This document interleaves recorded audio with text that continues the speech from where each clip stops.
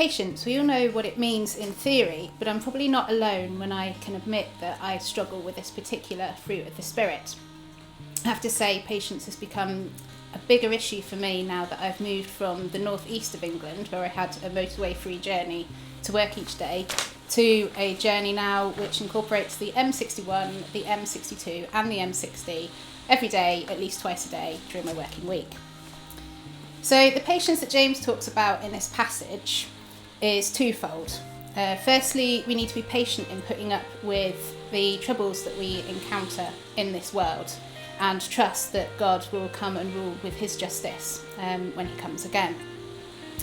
Secondly, we need to remember that patience manifests itself as perseverance and as endurance, and we are expected to run the race and receive the reward at the end. So James tells us to think about the example of a farmer waiting for seasonal rains and the resulting harvest when we're looking at this passage, and when we're thinking about the concept of patience in our daily lives and our daily walk with God.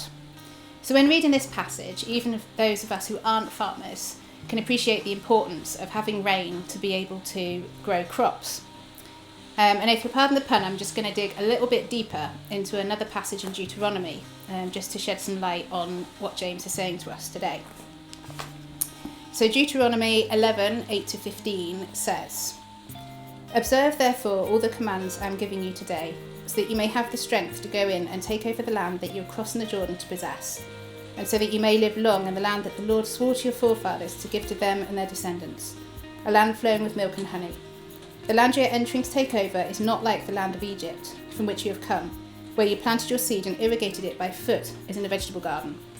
But the land you're crossing the Jordan to take possession of is a land of mountains and valleys that drinks rain from heaven. It is a land the Lord your God cares for. The eyes of the Lord your God are continually on it from the beginning of the year to its end. So if you faithfully obey the commands I am giving you today, to love the Lord your God and to serve him with all your heart and with all your soul, then I will send rain on your land in its season, both autumn and spring rains, so that you may gather in your grain, new wine and oil. I'll provide grass in the fields for your cattle, and you will eat and be satisfied." So farming in Egypt was done very differently. The Egyptian land was irrigated by the River Nile, which basically means that there were ditches that were dug by the sides of the field that were filled with water. And when the Israelites who were living in Egypt wanted to water the land, they just kicked a bit of dirt from the ditch, and the water would flow from the ditches into the fields and water them that way. So as a result, God's people could grow their crops quite easily without having to rely very much on God. But we read in the Lord's Prayer that we should be asking God for our daily bread, and this means that God wants us to rely on him for all our daily needs and to trust in him to provide for us.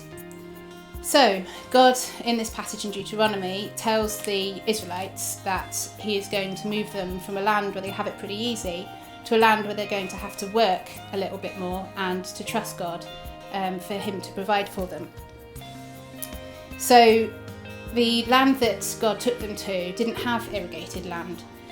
So the Israelites had to prepare the ground and plant their seeds, and then they had to rely on God to provide the rain for these seeds to grow and to develop into mature plants. So God promised the Israelites that if they were obedient to his laws, then he would provide the rains necessary for their crops to be successful and abundant. So now that we've had a look at the background and the context of Deuteronomy, let's get back to James. So in verse 7, the early rains that James mentions would have caused the seeds to sprout and to begin to grow, and the late rains that he mentions would have caused the seeds to grow into mature plants. So for the Israelites, it was a waiting game that required hard work and trusting in God to provide for their needs. So the people that James was writing to weren't farmers, and neither were we, but there's still important lessons that we can take from this passage. So James emphasises in this passage how important it is for the Israelites and for the people that James was writing to, and for us, to be patient in waiting for the Lord's return. And this is mentioned in verse 8. Spiritually, we might wish sometimes that we were farming in Egypt, that it was easy, and that we didn't really have to do very much in order to get a good return for our not really very much work. But God wants us to faithfully obey him and to trust him to provide for our everyday needs. He wants us to work hard, and he promises that we will receive a reward for the work that we do in his name whilst waiting for his return. And although we might get frustrated, in verse 9, God tells us not to grumble amongst ourselves, because this grumbling amongst ourselves is actually the opposite of patience. We might want God to come back sooner, but we have to trust in his perfect timing, and we have to remember that God is a God of justice and that he will judge justly and fairly when he comes again.